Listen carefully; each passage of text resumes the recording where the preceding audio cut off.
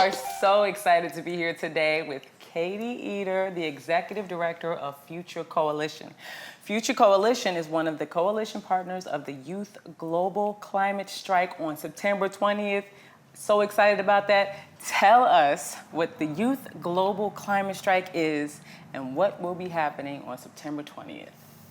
On September 20th, yes. Young people and adults across the U.S. and the globe will be striking from school and work to call on world leaders to take action on climate change. Amazing. So excited. I cannot wait. Y'all ready? September 20th. How did you get your start, Katie, and why are you a part of this movement?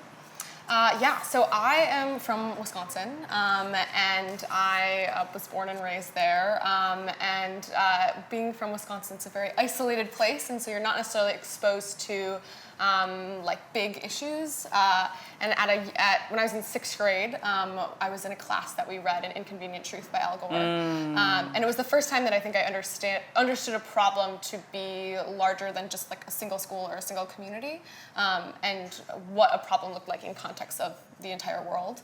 And at the time, I was, in 6th grade, and so I thought, climate change seemed like such a big issue, and that the only reason that people weren't doing anything about it was because they must not have known about it. And so for a really long time, that was sort of my passion of being able to educate people about climate change. But I think at the time, the energy wasn't necessarily there. And so it was hard to get people to listen and to get people to understand what this meant in the context of our lives and the earth.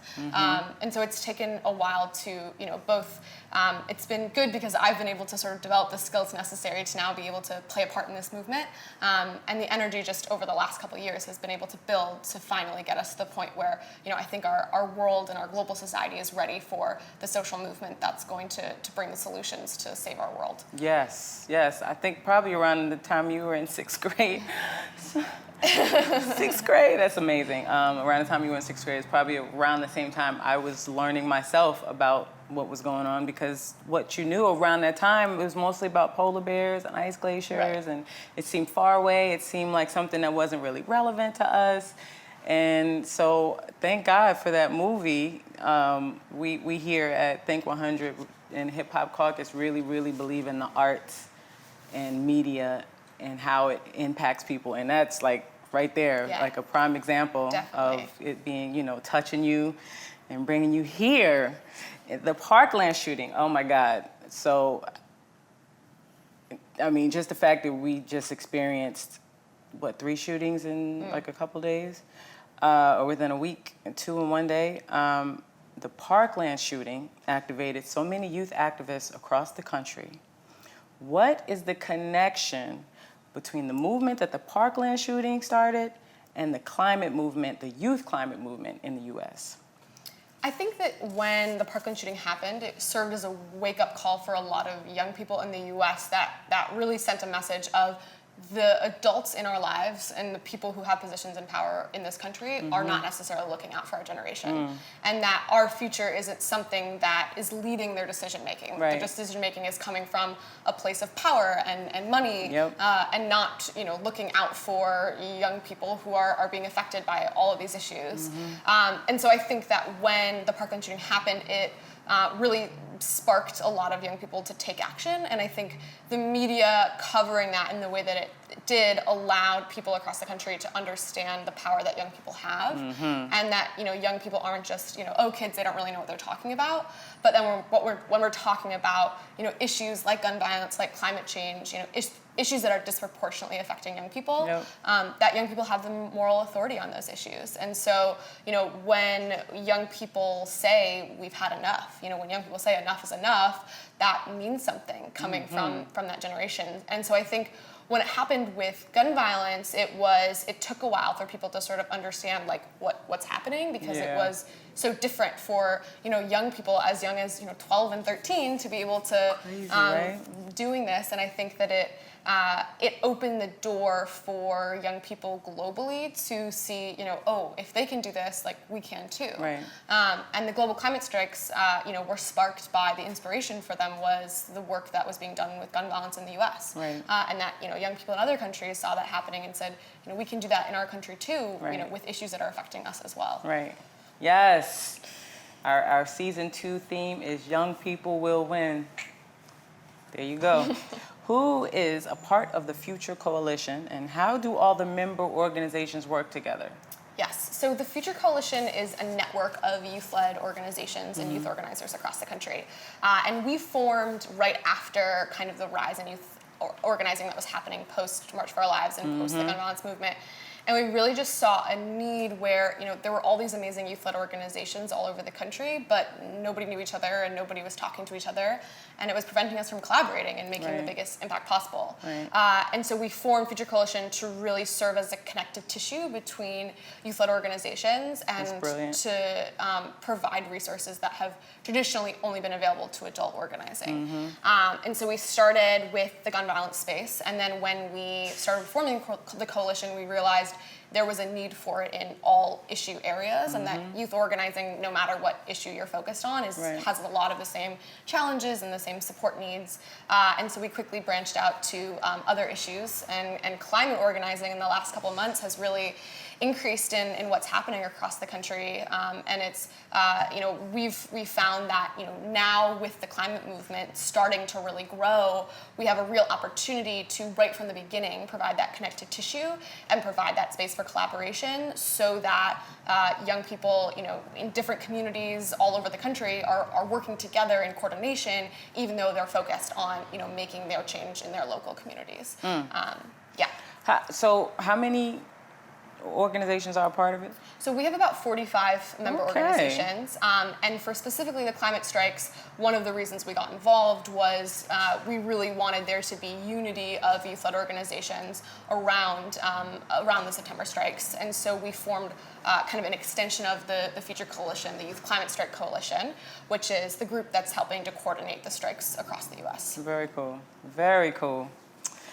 What does climate leadership mean to you? You clearly are a climate leader. What does it mean to you?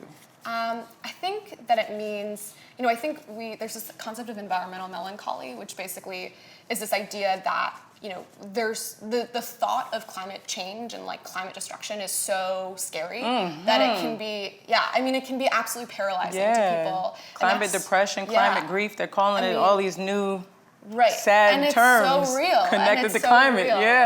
And so I think that one of the things that's so important for leadership now in climate, and I think what young people are able to do so well is say, for the strikes as an example, we're scared. We're scared to lose our future, but that's not why we're striking. We're striking because we have hope that something can be done.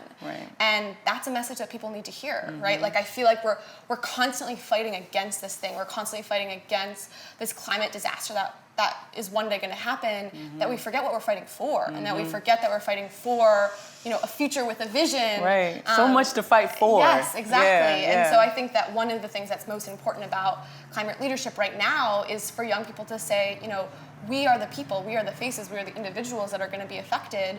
But instead of sitting around letting this paralyze us, we're understanding that there is a window of opportunity for us to do something, and we're taking that opportunity because it's the only one we have to save what future we have left. That is true. I believe we will win. We have, like you said, we have no choice. Yes, we have to.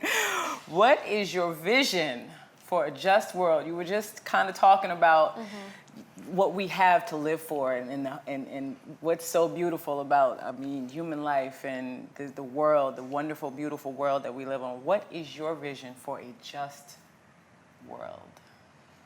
I think one of the things that really excites me about youth organizing is that young people see the world in such a different way. And I think that we are so much more, we embrace differences in a way that I think other generations haven't been able to. We're less polarized. We don't look at everything in black or white. We don't look at everything with Republican Democrats. We say, what's important to us, and we want to expand the table. I think that's what it is I think for a long time, the table has been one type of person or a couple type of people. And I think what we're fighting for, whether you're talking about climate change, whether you're talking about gun violence, is, the people who, the causes of these problems are the same. And so in a lot of ways, we have to address them in similar ways. And one of the biggest ways to do that is opening up the table and looking around and saying, who's missing? What people don't have a seat at the table? And what do we have to do to make sure that they are invited and that they're asked and that they're brought to the table, so that with every conversation, with every collaboration and project, that there is representation from people of all kinds, so that when we're building a future, if we're going to build a future for everyone, we have to have everyone building that future. Thank you for saying that. Thank you for saying that. There is a real problem in that area of there's a certain group of people who are getting it first and worst. All the effects are coming on them first, and they're not really welcome in the movement as of yet. So to have you, as one of our leaders, say that that's necessary, I love that, because that means that is going to change. You are going to help usher in the change that is needed in that area. I love that you said that. Thank you.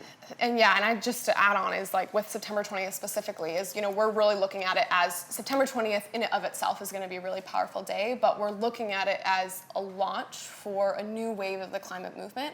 And we really have the opportunity in preparation for September 20th to design the infrastructure around what we want that movement to look like, and really make sure that, the right people are at the table, and that, when we talk about climate change, as much as we say everyone is going to be affected, which is true, we have to acknowledge that, frontline communities of color, low-income communities, those are the communities that are going to be most affected and hit first and worst. And so those are the people that need to be at the table and talking about the solutions, so that when it's time to put those in place, we're ready to go and we've got them. So preaching, Katie. All right. Yes, I love her. That's awesome. Thank you for saying that. Who are the young climate leaders that inspire you that people may not know about but should know about? Yes, I would say the climate leaders who are working locally in their communities, they're the best. I think people who are focusing on local, they know what's up. There's in San Francisco, one of my favorite youth-led organizations, Youth First Apocalypse, is doing some really great work up there. Wisconsin also has a great team, the Youth Climate Action Team Wisconsin. They've got kids at every single presidential event that's happening in Wisconsin. They have kids showing up with masks on that say 10 years left. I think that so many young people locally are really starting to show up and look at their communities and say, when we're talking about an effective movement, this needs to be something that's decentralized and coming from, grassroots. And that means that young people all over the country, all over the world, in their communities need to be showing up and speaking out. And that collective power is going to allow us to bring about the most change. That's awesome. I think one of the beauties of and necessities of a youth-led movement is y'all aren't tainted and tarnished by greed and hate and all those things. You're so young that you have the optimism and the energy that it takes to really make some change. A lot of the movements over the years, before both of our time, were led by young people who were like, this is wrong. We're changing this. We can do this. We're going to do it, and it got done. And so I believe that this is just another thing that the youth will win. And this leads us to this question: what gives you hope for the future? I think it really is the kids across the country who are doing this work. I think that what I feel so lucky about my job is that so much of the news now just overwhelms us with all of the bad things that are happening, right? You're seeing all of the, this bird's eye view, it feels like, of the entire country and horrible tragedy after horrible tragedy happening, and it leaves you with this feeling of, is there any good left? Is there any positivity left? And what I feel lucky about is that every day I get to work with, young people who are looking at these broken pieces of society and broken pieces of their communities and the world and working to put them back together again. And I think that is so, that is what gives me hope, is all these young people saying, we see how the world is, taking a turn for the worse, but we understand that, our generation, as you said, has this energy, has this spark, has this ability to, see the positive and see the future in a way that I think the older generations have kind of lost sight of a little bit. Right. And so I think that, it inspires me day in and day out. And like when things get challenging, like that's what keeps me going, is that, there are young people who are fighting all over the world for this and, for a chance at a future. And, we have to keep fighting along with them because no one can do this alone. And so it takes all of us, each of us, to say, I'm gonna be on the right side of history. I'm gonna be part of this fight. And I think that it's gonna get us there. I really believe that. Like I think that our collective power, our collective voice is really, really powerful. And I think it's gonna bring us the change that we need when it comes to climate and when it comes to a lot of other issues as well. I concur. I concur. And I just want to say, mid-30s is not old, y'all. Not old. I heard they was talking about, yeah, we got a lot of 30s, they're old. We need the young people. Like, wait now, we know. But I really am proud of everything you guys are doing. So here's the fun part. Okay, got I'm ready. Rapid fire questions for you. What is your favorite snack food? Oh, my favorite snack food is goldfish. Oh, little fishies, Yeah. little crab. Okay, oh, I love those too. What is your favorite movie? My favorite movie, oh boy, I'm really bad at sitting through movies. Are you? I'll go, yeah, I have Well, short thankfully they attention made you span. watch Inconvenient Truth, huh? Yeah. But I would say like classic Disney animation. I have to see the new Lion King, but I would say like classics. Okay. Awesome. Who's your favorite rapper? Oh, rapper. Oh God, I'm like, this is, yeah. Uh-oh. She's like, I have horrible taste in music, so like she can vouch for that. That's hilarious. Okay, so if you can't, if you can't think of a favorite rapper, then what's your favorite style of music? What's on your playlist? Like, what kind of music? Such bad music. This is like horribly embarrassing. Such thing as bad music. What is it? What is it? Tell us. I mean, I don't know. I think we won't judge you. We won't judge you. I mean, I kind of listen to, I don't really, I listen to sort of anything. I mean, I grew up listening to like musical theater and like Disney classic. So I was that's on Broadway, like so I'm not hating. Oh, okay, yeah. So that's did like, you like I would Rent? say. Did you like Rent? Yeah, I did. I played Mimi. Oh my God, that's Broadway, awesome. yes. So we're not judging you. That's fine. You don't have, you don't have a favorite rapper, but you like musical theater. Love it. We might know the answer to this. Your favorite climate documentary? Okay, I'll go with Inconvenient Truth All then for right. that one. Shout out to Al Gore. Oh yeah. Your favorite March chant? Ooh. I don't think I have one. I would say peace is possible. I think that like gets people Peace like is possible, like that? Yeah, peace is possible. Peace is possible. Right. Yeah. Yes, peace is possible. Top 3 climate Instagram accounts to follow. Oh, okay. Climate teen memes. That is a great one. Is it funny? It's so funny. Oh, I need to follow that. that. The climate teen memes. Honestly, any of the climate meme accounts. The What? climate teen meme accounts is run by a climate strike chapter in Vancouver, Canada. They're great. There are some quality content. What? So yeah, I would go. I'm about to follow climate Yeah, teen and then memes there also myself. is XR, Extinction Rebellion Yep. Dogs. There's an Extinction Rebellion Dogs account of all the dogs who are protesting. Are you kidding me? Yeah, I mean there's some great stuff. If you dig, like there's some Okay, really that's great 2 stuff. and one more. And one more. Okay, maybe I should go with like more of a serious one. Let's get one serious one in there. But I'm following them funny ones. Oh first. yeah, I mean the funny ones need like to laugh. oh yeah, Yeah. it's like and it gives you it in like a bite-sized piece. That's good. I mean honestly, any of the amazing organizations that are working, I think. I'll just plug at Future Coalition. I was about to say. Let's do that. Yeah. Future Coalition. Oh yeah, we'll go with there. All right, and finally, what is your favorite pastime besides activism? I would say writing has always been something that is, yeah. What kind of writing? I like creative writing. I used to be very into writing like short stories when I was young. Yeah. Me too. Oh really? Aw. Oh, awesome. There we go. So cool, Katie. That is very cool. I have loved having you here.